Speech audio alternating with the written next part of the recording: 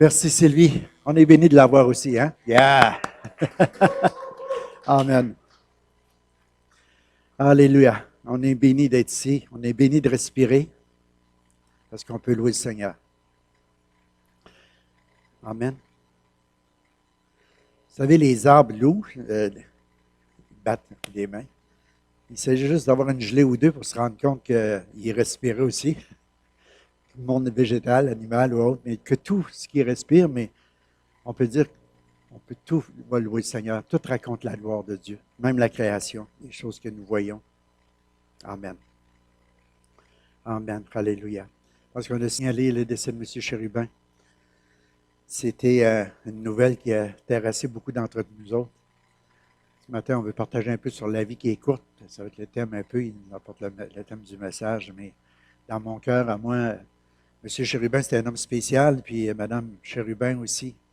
Et puis, elle n'est pas avec nous ce matin, mais j'ai parlé en votre nom cette semaine. On a parlé un peu, on a jasé, puis il y a des choses qui se surprennent, mais vous savez, on a tous un jour à passer par là. C'est juste traverser la porte, aller au bar pour ceux qui ont l'espoir, qui ont la foi. Et puis, mais dans le temps qui nous est donné de vivre, vous savez, là, on ne peut pas rajouter ou raccourcir notre vie, mais on peut bien la remplir. Et que ce matin, c'est important qu'on puisse réaliser où est-ce qu'on en est, nous autres mêmes aussi. Mais je veux simplement dire que M. Chérubin nous manque déjà, malgré qu'on ne le côtoyait peut-être pas tous les jours, mais on le voyait tellement en activité tous les jours, que ce soit sur Facebook ou ailleurs. C'était un homme qui avait une bonne humeur, un sourire facile, qui avait un entre-gens incroyable. Puis on pourrait dire ce matin, quelle tristesse, quelle peine, quelle perte pour la ville d'Amos et puis pour tous ceux qui l'ont connu, puis surtout pour sa famille, pour sa femme, pour son fils, pour ses enfants, les petits-enfants. Bien, ce matin, on doit prier pour eux autres, que le Seigneur puisse les soutenir, puisse les aider à traverser ce temps d'épreuve-là. Des fois, moi, quand je pensais à Jésus ce matin encore, puis, tu sais, quand que Lazare est tombé malade, puis Marie et Marthe, ils ont dit, ben, regarde, on va envoyer chercher Jésus, nos problèmes, ils vont arrêter là. Tu sais, avec Jésus, c'est la vie, c'est la résurrection. Mais Jésus est arrivé un peu tard pour eux autres, puis ils ont dit, mais si tu arrêtais là, si tu arrêtais là, Seigneur. Mais le Seigneur, il savait qu'est-ce que c'est qui se passerait. Et puis, à travers les pertes, à travers les deuils, les tristesses, les choses qu'on vit, le Seigneur est au courant. Le Seigneur est mis au courant. Le Seigneur, il sait. Le Seigneur, il connaît les bornes de nos vies. Et puis, il y a des fois, il a intervenu. Je pensais juste à la veuve qui avait perdu son mari, puis après ça, qui a perdu son fils. Puis, le Seigneur, personne lui a demandé de faire une résurrection à ce moment-là, mais il l'a fait, tout simplement, parce qu'il voyait le besoin, parce qu'il était rempli de la compassion, il était rempli de l'amour. Il a intervenu, il a fait arrêter le cortège, puis il a dit, garde, je le ramène à la vie, celui-là, puis je le rends à sa mère, parce que les besoins sont énormes pour cette femme-là. Il y a toutes sortes de manières que Jésus intervient, que Jésus fait, mais que c'est bon de tout simplement de prier pour nos frères et nos sœurs qui traversent des temps de deuil, et puis on en est tous un peu affectés. Et puis je pense que c'est ça qui est la compassion qui animait le Seigneur. C'est quand on voit que des gens sont dans la tristesse, on prie pour eux.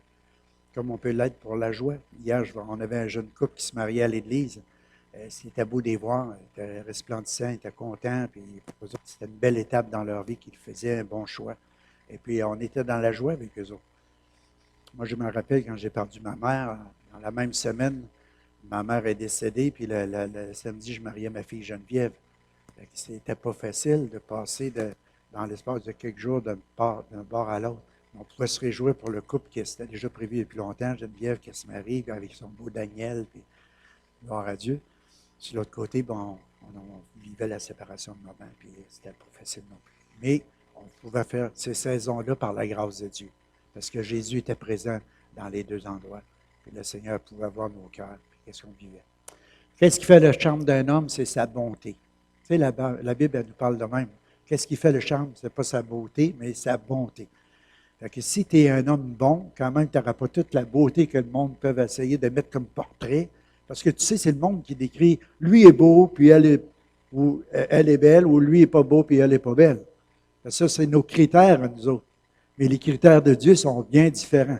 On va vous dire, si tu as des yeux, des oreilles, un nez, une bouche, des doigts, des pieds, tu as tout ce qu'il faut pour vivre ta vie. Et puis, il y en a qui ont des oreilles un peu plus grandes, d'autres un peu plus petites, on a des nez un peu plus gros, d'autres des nez un peu plus petits. D'autres, on va avantager, on va dire, gars, c'est plus délicat.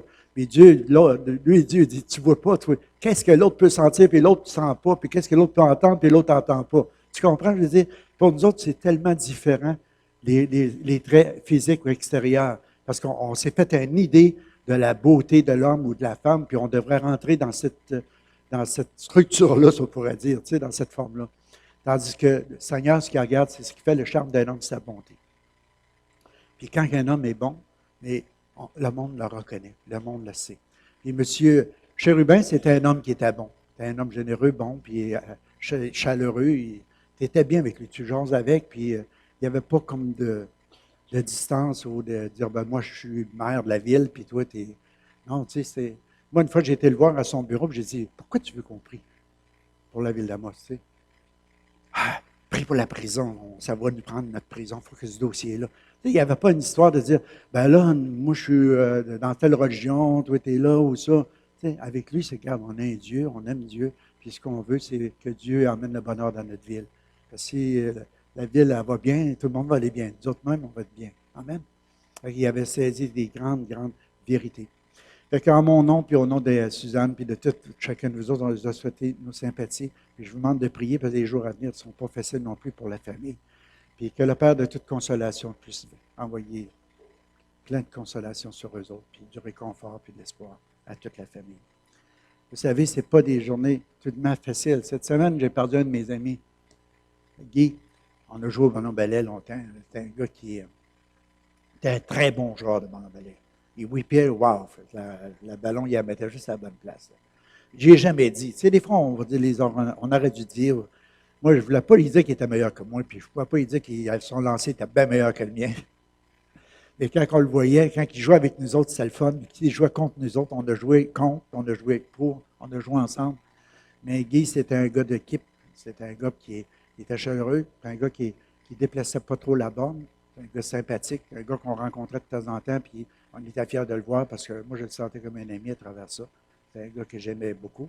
Puis son épouse aussi. Des fois, on a fait, même dans la famille, des mariages, puis sa femme, elle avait comme on dit ça, une petite compagnie, si tu veux, elle faisait des traiteurs, et puis ils ont fait de la nourriture pour nous autres, puis c'était vraiment des gens bénissants.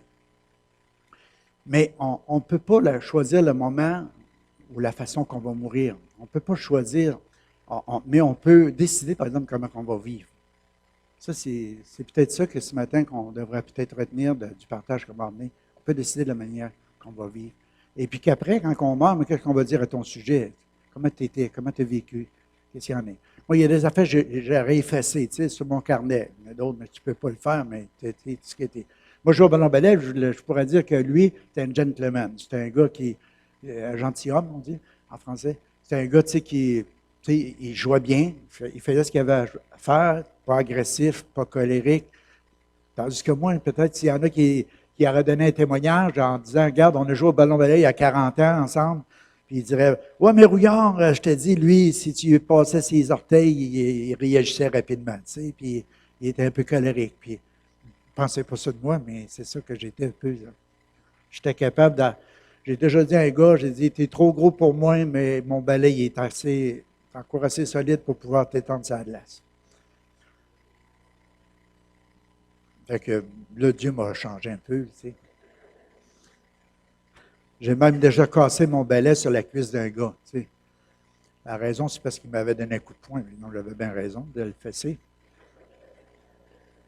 Tu sais, des fois, les chicanes, ça guérit des problèmes, des fois, ça en crée d'autres, là. Et puis, mais on a vécu au Ballon Ballet des belles choses ensemble, puis je disais ça à son épouse, puis quand j'arrivais au salon funéraire pour jaser avec, tu sais, des fois, on essaie de faire toutes des phrases toutes près d'avance, là, tu sais, et puis, qu'est-ce que je vais dire, comment je vais dire. Je ne sais pas si vous êtes comme ça, mais moi, je suis de même, je ne sais pas, des fois. La première chose, quand je l'ai vu, je la regardais, je dis, comment ça va, tu sais. Mais je n'ai pas dit comment ça va. J'ai dit, c'est difficile, hein. Là, elle s'est mise à pleurer, elle dit, oui, c'est très difficile.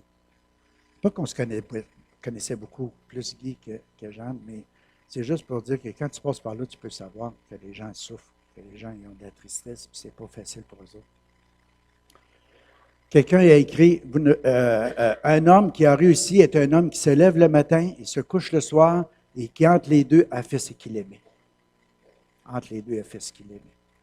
Je parlais avec un autre Guy, qui jouait au Ballon Ballet avec nous autres dans le temps, qui était là, qui est son beau-frère.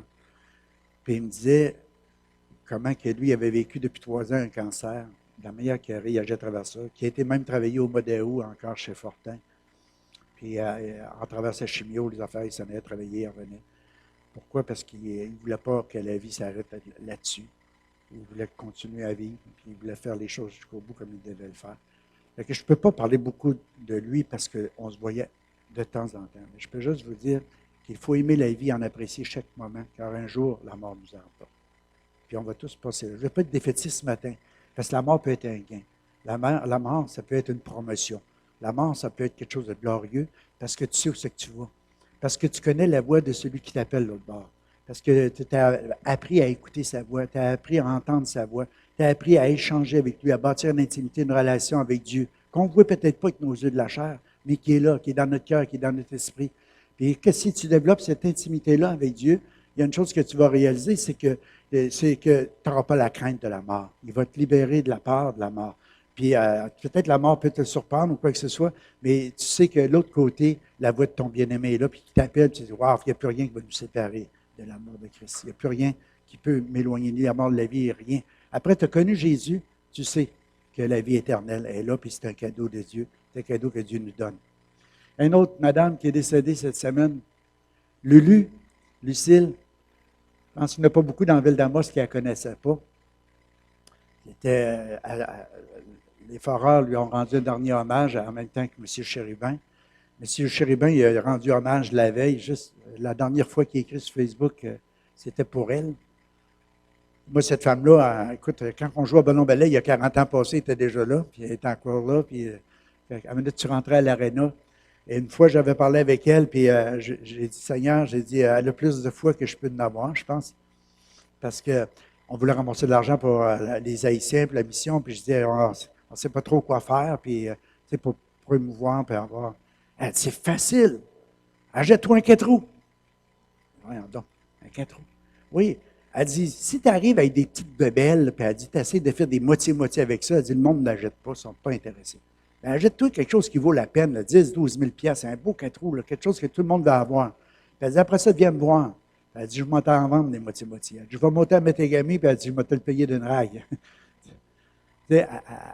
Pour elle, elle savait qu'elle a fait ça toute sa vie, de soutenir les organismes, surtout les comètes ou les choses de même. Parce que c'était dans son cœur. Que le monsieur le maire, il a rendu. Puis c'est pour ça que je me disais, il y a des fois, tu sais, qu'il y a des choses que tu peux faire, des occasions qui peuvent se présenter à toi, puis une occasion perdue, ça se reproduira pas peut-être. Il faut que tu saisisses les occasions que Dieu te donne dans ta vie. Puis M. le maire l'a choisi ce soir-là. C'était la dernière occasion, puis il ne devait sûrement pas se douter que le lendemain, les gens faisraient des éloges sur lui. Tu comprends? Mais il a dit, son hommage, c'est ça qu'il a dit. Il dit, une grande dame par son implication au sein de notre ville. C'est avec beaucoup de tristesse que j'ai appris ce soir la mort de notre Lucille nationale. Lucille Tremblay, que nous appelions affectueusement Lulu. Tout le monde connaissait Lucille, ceux et celles qui franchissaient le tourniquet de notre aréna. Lucille les attendait avec son moitié-moitié. Lulu avait un petit surnom que chacun de nous, pour chacun de nous, et lui il écrivait « J'étais son haïssable préféré ».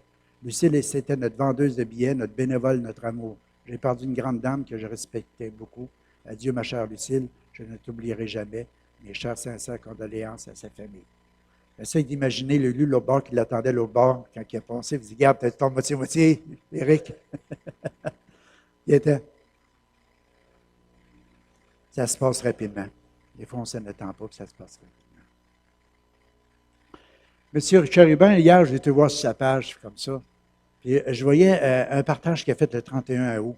Puis je trouvais ça tellement bon. J'ai dit, je vous l'emmène, c'est pour voir la valeur. Puis c'était comme un billet de vin. Vous connaissez tous, je pense que vous l'avez peut-être déjà lu. Tu sais, le vin, tu as un beau vin, là, je te présente ça. Regarde, tu veux-tu l'avoir? Mais je le prends, je le froisse comme il faut, je le mets à terre, je saute dessus, puis je le ressors. Puis tu es un professeur, puis lui, il avait été professeur, M. Chérubin. Fait que ça devait l'avoir touché d'avoir lu ça. Fait qu'il monte aux étudiants. Il y en a-tu qui veulent l'avoir, tout froissé, tout comme il est. Tout le monde a dit, oui, oui, oui, on veut l'avoir. Il dit, oui, vous avez appris une grande leçon. Parce qu'il dit, même s'il est froissé, le billet, il dit, il n'a pas perdu sa valeur. Même si on a pilé dessus, il n'a pas perdu sa valeur. Puis là, il parlait d'un amour inconditionnel, celle que Dieu nous aime. Des fois, il peut nous avoir arrivé toutes sortes de choses dans notre vie. On peut avoir été blessé, brisé. Puis moi, je veux dire une chose. Tu as peut-être été sauté dessus, puis tu sais, vraiment écrasé comme ça, mais peut-être c'est toi qui as sauté sur quelqu'un d'autre aussi, puis tu l'as froissé ou tu as fait du mal à quelqu'un d'autre, mais tu n'as jamais perdu ta valeur aux yeux de Dieu non plus. C'est important qu'on puisse le réaliser ce matin. Et Dieu nous aime, on a une grande valeur. Puis ce matin, j'aimerais ça qu'on parle. On a une valeur aux yeux de Dieu. Dieu nous a tellement aimés qu'il a donné son Fils unique, afin que quiconque croit en lui ne périsse pas, mais qu'il ait la vie éternelle. On a une valeur éternelle aux yeux de Dieu. Puis Dieu connaît la valeur de l'être humain. Il sait de quoi qu'on est fait. Il sait qu'on a eu de la poussière. Mais en même temps, il sait qu'est-ce qu'il a fait quand il nous a créés. Il sait la valeur qu'on a à ses yeux. Puis il a voulu nous racheter. Parce qu'il y a des projets pour chacun de nous autres, des projets d'éternité que nous autres, on a la difficulté à saisir et à comprendre. Puis la terre, c'est peut-être juste, quand on est sur la terre, c'est peut-être juste un entraînement. C'est juste un temps d'entraînement. Si tu es encore là, c'est parce que Dieu n'a pas fini de te former encore. Peut-être il y a encore des choses qu'il faut que tu traverses sur cette terre avant de rentrer dans l'éternité. Mais savons-nous identifier par ordre d'importance nos valeurs personnelles? Que genre, on peut savoir qu'on a une valeur aux yeux de Dieu, mais nos valeurs à nous, nos valeurs qui sont personnelles sur cette terre, c'est quoi? Est-ce qu'on est capable de les identifier? Est-ce qu'on est capable de dire, moi je veux dire, moi ma plus grande valeur, c'est l'amour. C'est aimer ma femme, aimer mes enfants, aimer mes petits-enfants, aimer ma famille, aimer mon travail, aimer les gens qui m'entourent. J'ai des valeurs là-dedans, j'ai des grandes valeurs. M. Chérubin, le monde avait une grande valeur pour lui parce qu'il prenait le temps de les écouter, il prenait le temps de sourire, il prenait le temps de donner des poignées de main. Il aimait les gens. C'était ça qui l'animait. Moi, je ne pense pas il devait avoir une belle retraite pareille. J'essaie de penser, il a travaillé, je ne veux pas voir ses côtés finances, mais je veux juste dire, je ne pensais pas qu'il était maire de la ville d'Amos pour de l'argent. Moi, je pense que c'est parce qu'il y avait une passion. Il y avait un cœur pour sa ville, puis il voulait qu'il se passe quelque chose. Il y avait un cœur pour sa femme, ses enfants, puis ça, c'est leur domaine, c'est à eux autres. Mais nous autres, nos valeurs, c'est quoi? Comment est-ce que ça se reflète par nos paroles, par nos actions, par nos objectifs de vie? C'est ça qui fait que tes valeurs vont se refléter à travers qui t'es. La vie est courte, très courte. Il y a des fois, peut-être qu'il faut s'ajuster, peut-être des fois, il faut changer des styles de vie, des systèmes de valeurs. Même nos valeurs peuvent être changées. C'est quand on s'aperçoit que ce n'est pas des bonnes valeurs, qu'on ne met pas les priorités aux bonnes places dans notre vie. Parce que la vie est courte. Ça passe tellement vite. Et ce matin, je vais vous faire réfléchir un petit peu là-dessus. Monsieur Chérubin, je lisais hier une chose qu'il a déclarée il n'y a pas si longtemps, je ne me rappelle pas la date, là, je l'ai pas, le 15 août. Je l'ai marqué. Il a partagé ça le 15 août. Il a marqué « Je fais partie de la génération du s'il vous plaît, du bonjour, du merci, du respect aux personnes âgées, de celles qui demandent la permission, qui saluent avec un sourire et qui aiment les gens pour ce qu'ils sont et non pas pour ce qu'ils possèdent. On m'a appris à être aimable avec les gens. Partagez si vous aussi, vous faites partie de cette génération, de ce que vous aimez la manière dont vous avez été éduqué. » Ça ne veut pas dire que c'est lui qui avait composé ça, mais lui, il l'a mis sur son mur et il l'a partagé. Pourquoi? Parce que ça rejoignait ses valeurs. Ça rejoignait ses valeurs. On est-tu de cette génération-là, du s'il vous plaît, du merci, de ouvrir la porte, c'était un homme à une femme qui passe en premier, ou quand tu marches sur le trottoir, de marcher sur le bord où ce que le véhicule peut te frapper parce que tu veux la protéger. Ben non, tu dis, je l'ai bien assuré, je la mets au bord. Non, tu comprends, c'est juste des principes, ça ne veut pas dire que c'est le même que tu penses. Là. Mais nous autres, on a été éduqués comme ça. Quelqu'un rentre dans la maison, si tu as un chapeau, tu l'enlèves. Moi, je me rappelle les valeurs de M. Legault. Hein. M. Legault Mme Legault est là, elle va s'en rappeler, hein, Mme Legault. M. Legault, lui, quand il rentrait à l'église, il venait nous voir tellement souvent avec ça. Il disait, « Pasteur, comment tu fais pour endurer les gens qui gardent leur casquette quand ils jouent de la musique? Hey, on est dans la présence de Dieu, on devrait enlever notre casque. » Nous autres, on est de cette époque-là où c'est qu'on devait enlever nos chapeaux quand on rentrait dans une maison, encore bien plus quand on rentrait à l'église. Comprenez? On a été éduqués comme ça. Ça ne veut pas dire que tu vas être plus proche de Dieu ou plus loin de Dieu. Tu peux avoir ton chapeau et ne pas l'avoir, puis être loin ou être proche de Dieu. Ça n'a rien à voir. Puis je ne pense pas que ça dérangeait Dieu. Mais nous autres, ça nous dérangeait. Pourquoi? Parce qu'on avait été éduqués comme ça. Parce qu'on avait appris. Ça faisait partie de la bienséance. De bien se conduire. Puis quand on allait à l'école, ils nous enseignaient ça.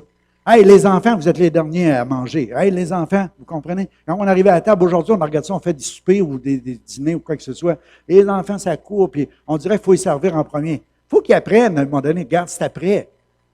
Pourquoi? Parce qu'ils apprennent à un moment donné à dire, c'est pas toujours des enfants rois. Alors, tu dis, puis toutes les choses sont pour toi.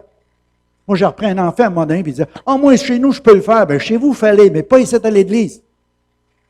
On était de cette époque-là. Pourquoi? On respecte la maison de l'Église, la maison de Dieu. Mais en même temps, on sait que si vous n'êtes pas là, Dieu n'est pas là. Parce que Dieu est en nous. Dieu n'est pas dans une bâtisse plus qu'un autre. Mais on a été éduqués, nous autres, que Dieu était toujours dans la bâtisse. Tu sais, quand tu rentrais à l'Église, tu jettes ta gomme, mon gars. Tu enlèves ton chapeau. Comprenez, c'était ça. On a appris ça de même. Fait que ça a eu des effets sur nos valeurs, nous autres, aujourd'hui. Mais moi, je pense qu'il y en a des bonnes choses qu'on doit garder, puis d'autres choses qu'on peut traiter. Parce que peut-être qu'on était à l'autre extrême, mais d'avoir un équilibre dans tout ça. Puis, vous avez des valeurs que vous recevez de vos parents, puis quand vous vous mariez, on dit ça souvent, hier on a eu un mariage, tu prends le meilleur de ce qui était chez vous, puis le meilleur de ce qui était sur l'autre, la madame, puis le monsieur, puis emmène ça ensemble, puis le meilleur avec le meilleur, ça va faire vraiment quelque chose de super. Mais si vous prenez la mauvaise chose, ces deux bords, wow, ça va être terrible. C'est à nous autres à choisir nos valeurs, à les établir, puis à les tenir. Pas. C'est-à-dire, l'influence des autres, c'est pas important. C'est quand tu arrives à un endroit, puis tu dis, ah, mais là, lui, il a le doigt, puis moi, j'ai pas le doigt. Oui, mais toi, c'est le même qu'on t'éduque. Moi, je ne suis pas responsable d'élever les enfants des autres. C'est les miens que Dieu m'a donnés. C'est ceux-là que je dois corriger, c'est ceux-là que je dois enseigner, c'est ceux-là que je dois garder, c'est ceux-là que je vais avoir à rendre compte. Vous comprenez? Fait qu'à ce moment-là, c'est juste des choix. Puis des valeurs d'un, ce n'est pas nécessairement les valeurs de l'autre, mais toi, tu dis, regarde, moi, c'est celle-là que j'applique, parce que c'est celle-là que je crois, c'est celle-là que j'ai reçue, c'est celle-là que je crois vraiment importante d'écouter. Moi, j'ai déjà entendu, puis je vous parle d'histoire il y a longtemps, je ne veux pas blesser personne non plus avec ça, mais juste pour dire que dans nos valeurs, moi, je me rappelle quand David Wilkerson est venu prêcher à Montréal, c'était incroyable. David Wilkerson, c'était un homme de Dieu, incroyable. J'ai juste attaché son soulier, comprenez? Mais je veux dire, par exemple, lui avait eu une rencontre avec Dieu dans ses valeurs, à quelque part, à un moment donné, où ce que Dieu lui a montré que la télévision, c'était une perte de temps, où ce que la télévision, pour lui, ça l'éloignait de Dieu, de sa relation avec Dieu, avec plein de choses. Il a pris ça, puis il a sacré ça dehors. Mais quand il est arrivé à la conférence à Montréal, puis il nous a prêché là-dessus, mais tous les pasteurs du Québec ils ont commencé à se sentir coupables, ils ont pogné le téléviseur, ils ont tout rentré ça dans les garde-robes. Ça a eu tout un impact, même dans notre assemblée ici. Moi, je ne l'ai pas mis. Mais c'était pas grave de la mettre ou pas mettre. Vous comprenez, c'était un choix personnel. Mais sauf que ça a fait des enfants, à un moment donné, qui disaient, bien, comment ça se fait qu'on ne peut plus écouter la TV? On va aller l'écouter sur grand-papa ou grand-maman, on va aller se cacher, on va aller regarder par-dessus les fenêtres, on va aller... Tu sais, ça a emmené d'autres genres de valeurs, d'hypocrisie ou n'importe quoi. Mais ça veut dire que chacun de nous autres, on peut, à un moment donné, arriver à une place et dire, on n'a pas besoin d'une télévision pour être heureux, mais on peut en avoir une puis savoir les dernières nouvelles, puis ça va être bon. Savoir discerner ce qui est bon, agréable, parfait, ce qui plaît à Dieu. Puis un pouvait la garder, puis l'autre pas l'avoir, puis les deux louer le Seigneur, puis être bénis de Dieu, puis aimer Dieu au bout. Vous comprenez? Mais les valeurs qu'on véhiculait à nos enfants, à partir de là, ça a un impact dans leur vie à eux autres aussi. Vous comprenez ce que je veux dire? Ça a un impact dans la vie de nos enfants, les valeurs qu'on choisit. Et puis, on n'a pas culpabilisé ou condamné les gens pour les valeurs qu'ils choisissent. Mais on a le droit à nos valeurs. On a le droit à respecter nos valeurs et à défendre nos valeurs dans nos familles, avec les nôtres. La valeur de la vie, c'est important à saisir parce que ça donne un sens à notre vie et ça donne une mission à notre vie aussi. Je regardais Jonas. Tu sais, au lever du soleil, Dieu fait souffler un vent chaud, quand vous comprenez, puis le soleil frappe la tête de Jonas au point qu'il tombe en défaillance et il demande la mort. Il dit, la mort m'est préférable à la vie. Jonas connaissait les valeurs de Dieu. Qu'est-ce qui est arrivé? Dieu il dit à Jonas, si tu t'en vas à Néné, tu vas aller prêcher la repentance à cette ville-là qui sont épouvantables. Le péché il est là et abonde. Mais on dit que la grâce surabonde que le péché abonde. Fait que Jonas, il dit, je ne veux pas aller là, moi. Je ne veux pas aller là. Je m'enfuis loin à Tarsis. Pas parce qu'il avait peur pour sa vie, parce qu'il connaissait les valeurs de Dieu. Il savait que Dieu avait de la bonté, de la miséricorde, qu'il était riche, puis il pouvait revenir sur des décisions. C'est une façon de dire que, oui, je vais détruire cette ville-là, mais s'ils se repentent, Je vais retenir mon bras. Parce que Dieu connaît la valeur de l'homme. Parce que Dieu veut que personne périsse, que tous viennent à la repentance. Parce que Dieu, il veut, c'est des projets de bonheur, de vie pour l'homme, de paix. Et il disait à Jonas, tu vas aller là. Pourquoi qu'il l'a envoyé avec cette mission-là? Parce qu'il voulait vraiment que cette ville-là se repente. C'est ça qui s'est produit. Là, Jonas, après qu'il a été dans la ville, il a crié pendant 3 jours, je pense. Repentez-vous, repentez-vous. Puis là, tout le monde commence à se repentir. Même, ils ont arrêté de donner à manger aux animaux, imagine. Pour être sûr que tout le monde jeûne, tu sais. Mais là, la ville, la repentance. Jonas est fâché. Et je le savais. C'est ça qui arriverait. J'aurais pas dû aller crier là. Je voulais pas y aller non plus. Jonas ne connaissait pas la valeur de l'homme, quelque part. Il y avait quelque chose pour les yeux de Dieu. Mais il connaissait les valeurs de Dieu. Puis il ne voulait pas emmener le message parce qu'il savait que Dieu se laisserait toucher par la repentance. Mais il y avait une mission, puis il a passé comme à côté de sa mission, mais tu sais, il a fallu qu'il passe par le ventre du gros poisson pour pouvoir saisir qu'il fallait qu'il y aille. Ça représentait la mort et la résurrection de Jésus. Payer le prix pour que le message soit prêché et que les gens puissent avoir une vie de transformation. Connaître les valeurs. Jonas était rendu qui disait « Je préfère la mort à la vie ». Mais le Seigneur, il a envoyé une plante. Vous savez l'histoire de la plante, là? Et puis, un matin, le soleil frappait, puis il y a un arbre, il y a une plante qui a poussé dans une journée, puis Jonas il était assis, puis là, ça lui faisait de l'ombrage, puis il disait « Ah, ça fait donc du bien, c'est bon ». Puis là, Dieu a permis qu'un ver vienne, tu sais, un ver un joie le vert. Il a été piqué la plante. Puis là, la plante, elle est morte. Tu sais, la vie de l'homme, c'est comme une plante. Hein? Le matin, c'est comme une fleur, elle est toute belle, puis le soir, regarde, elle n'existe plus, elle est morte. Fait que Jonas, lui, en dedans, il était comme en colère. Après le verre, je ne sais pas, le joie le vert. Mais à quelque part, tu sais, il s'est dit, pourquoi? Puis là, Dieu lui a parlé, puis il a dit, regarde, toi, tu te mets dans cet état-là pour une plante. Puis moi, je ne me mettrai pas dans cet état-là pour des hommes, pour des femmes, pour 120 000 hommes dans une ville ou de femmes qui ne connaissent pas, qui ne connaissent pas mes voies, qui sont éloignés de mes voies. C'est ça qui était le cœur de Dieu. Puis Dieu, je pense qu'à travers cette illustration-là, Jonas s'est saisi. Jonas a compris le sens des valeurs de Dieu, ses valeurs à lui, puis de sa mission. Puis je pense que si on veut saisir notre mission sur la terre, il faut commencer là. C'est quoi mes valeurs?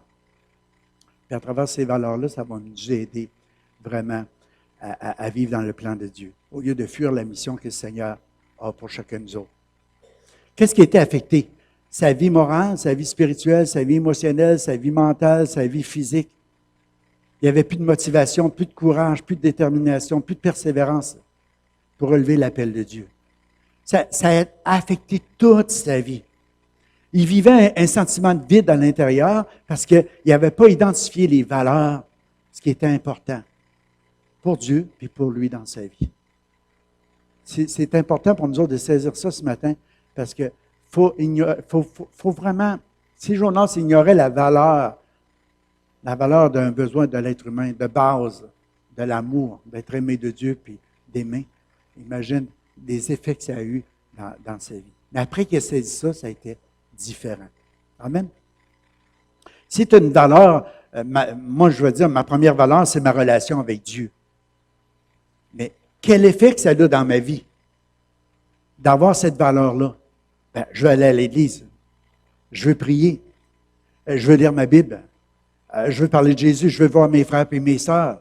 Vous voyez que la valeur que je mets à Dieu dans ma vie, dans cette relation d'intimité, comme la personne la plus importante dans ma vie, c'est Dieu, bien, ça a un effet dans ma vie de tous les jours. Sinon, il y a quelque chose qui ne marche pas. Il faut que je réévalue mes valeurs et mes priorités.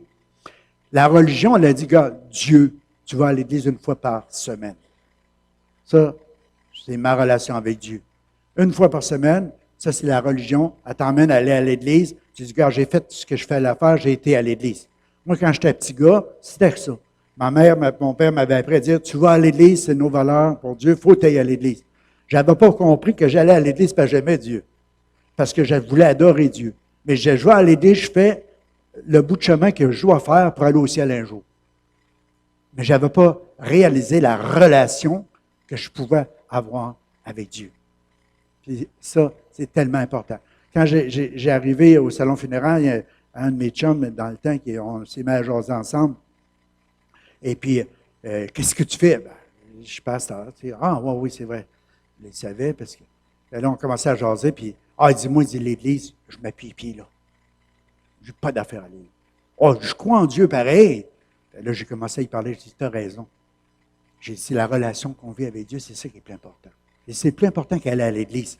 Mais si tu as la vie, par exemple, tu vas vouloir aller à l'Église. Pourquoi? Parce que c'est là que tu vas entendre parler de lui. Parce que tu vas aimer adorer le Seigneur avec des frères et des sœurs qui aiment Dieu.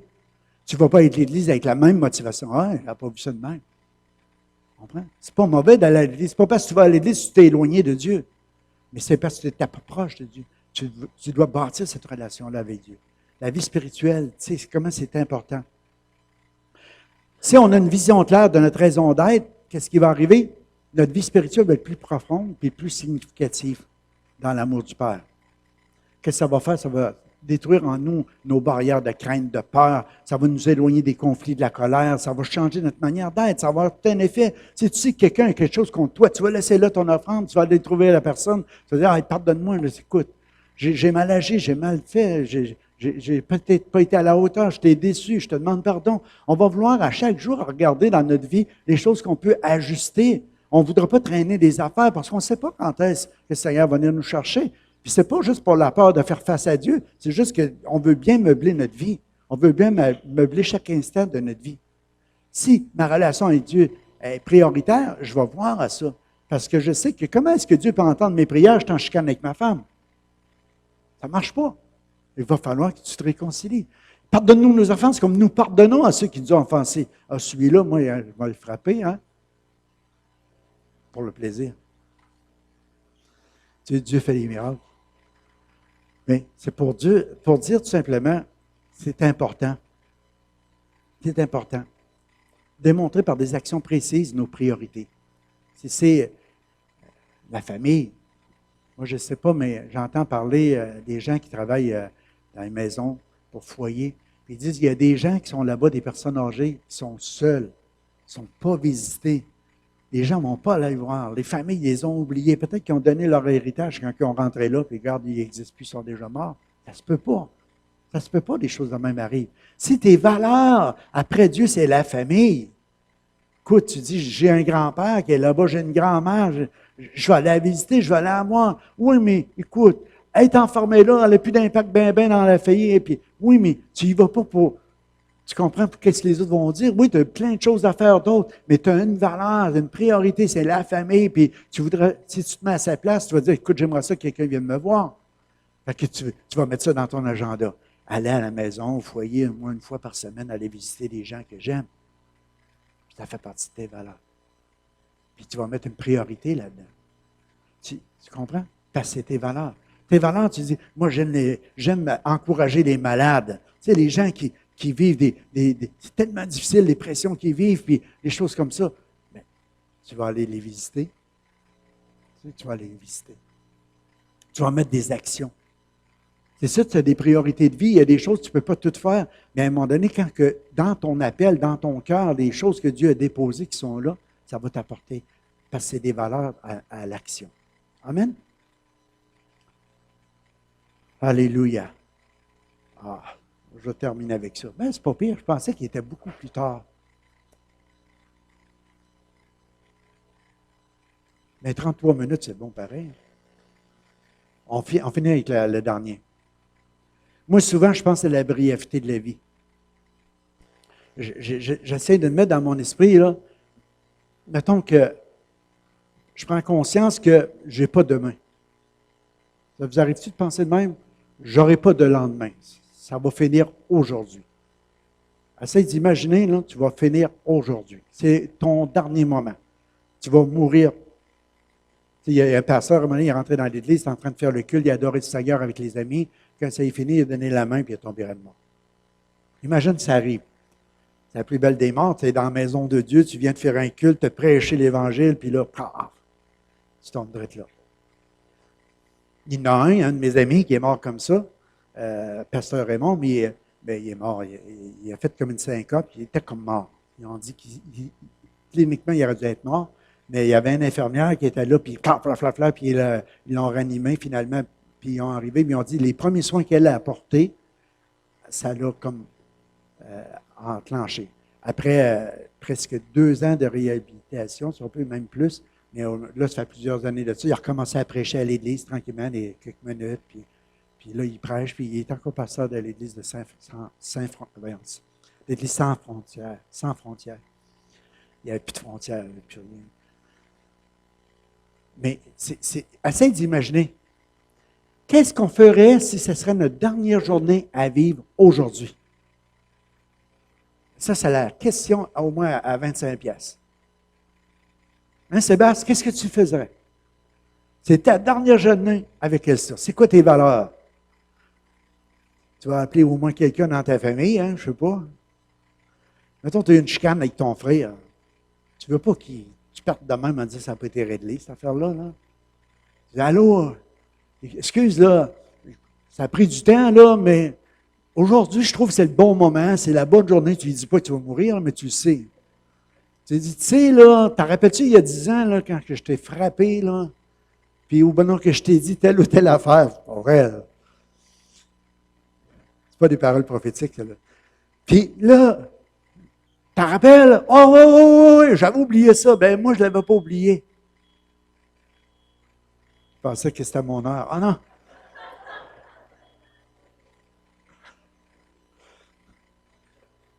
Salut Camille. Dieu vous bénisse. Puis, tu sais, c'est mon dernier, tu sais. Mais une fois, tu ne lui dis pas, mais tu dis juste, gars, je voudrais régler ça, là. Je te demande pardon. Oh, c'est pas grave, ça a déjà pardonné, mais ça fait rien. J'avais vraiment à cœur de dire ça.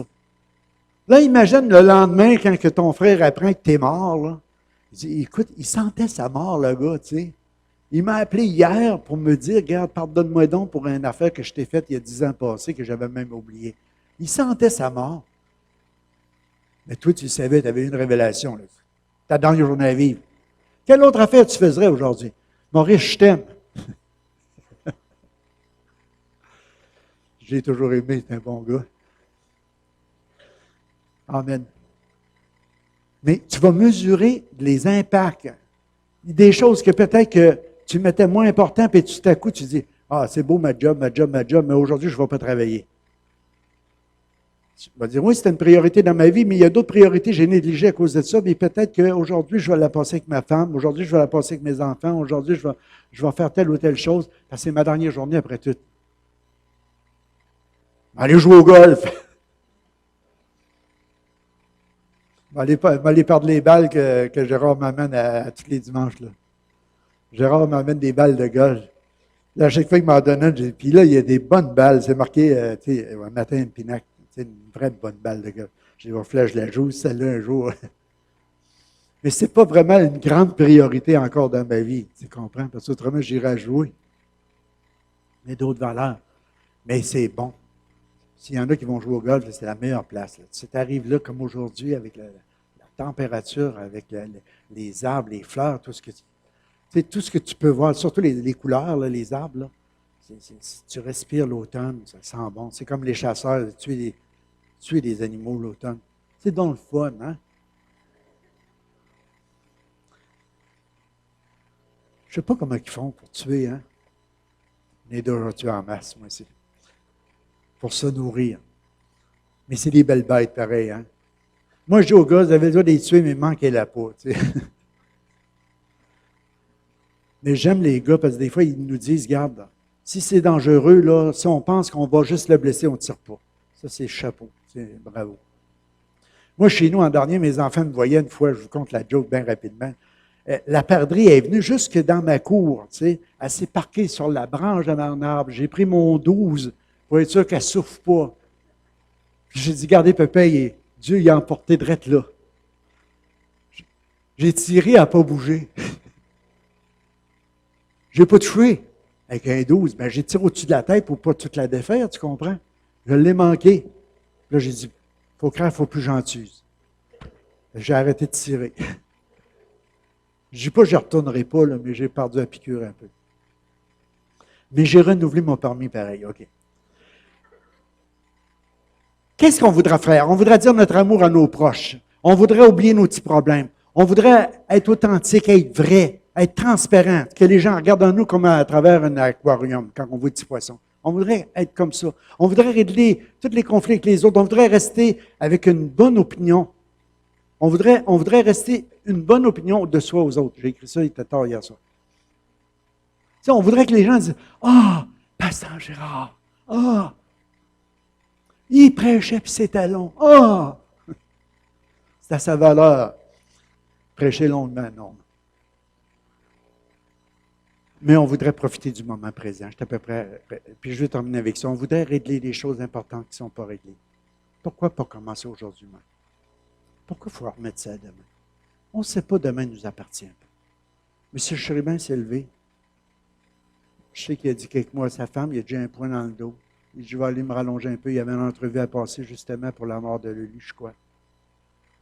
Puis, j'essayais d'entendre tout, mais on dirait que quand j'écoutais, puis elle parlait rapidement, puis elle voulait juste s'expliquer comment c'était arrivé, puis elle en sautait des bouts.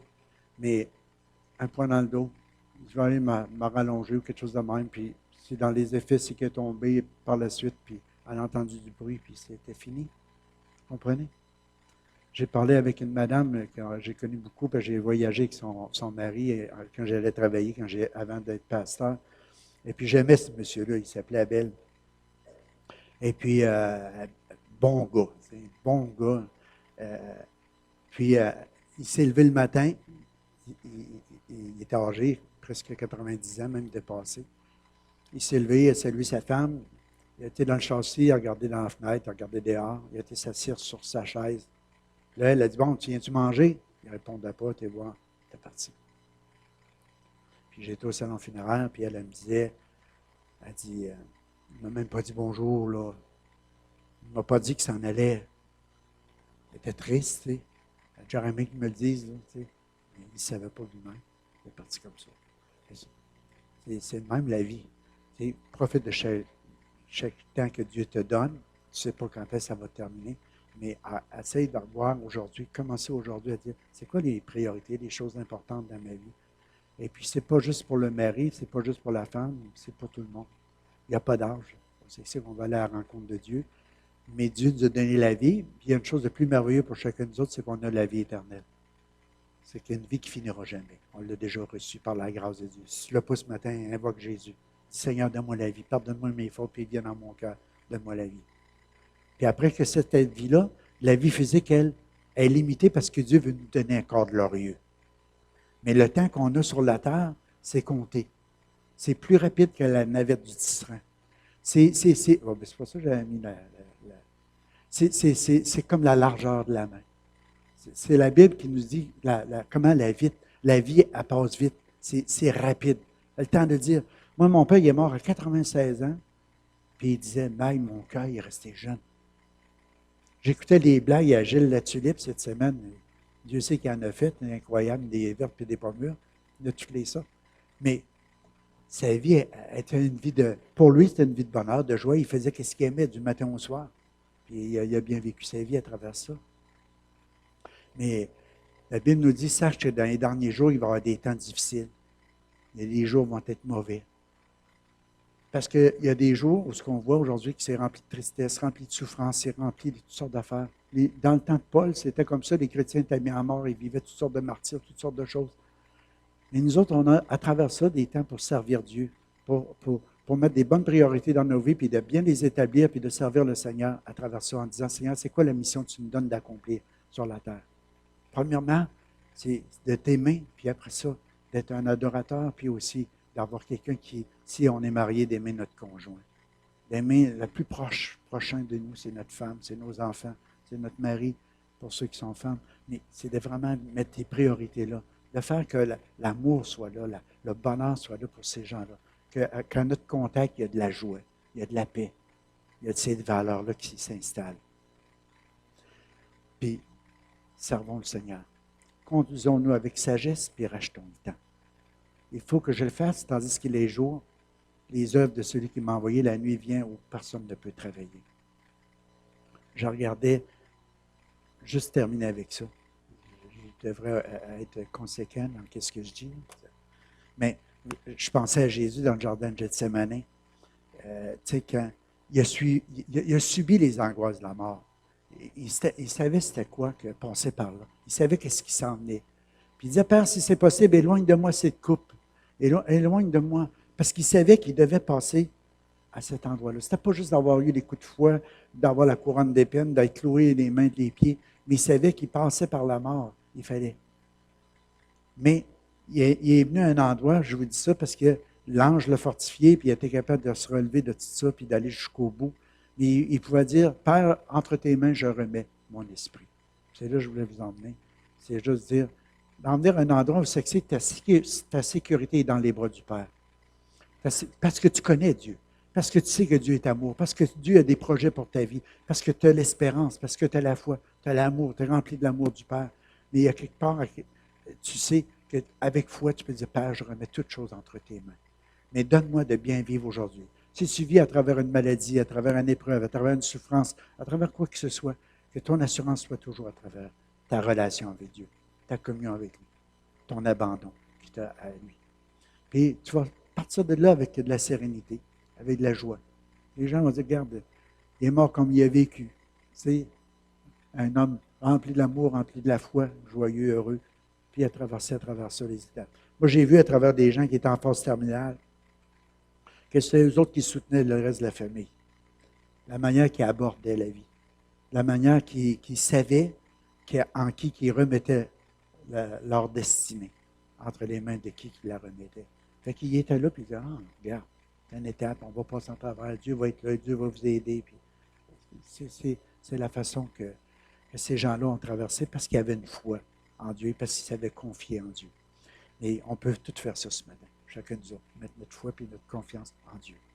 Fait que n'oubliez pas dans vos prières de soutenir ceux qui sont abattus par la perte de quelqu'un. Parce que même si on a cette foi et cette espérance-là que pour les jours les meilleurs pour eux autres, ils sont rentrés dans l'éternité, ils sont avec Jésus.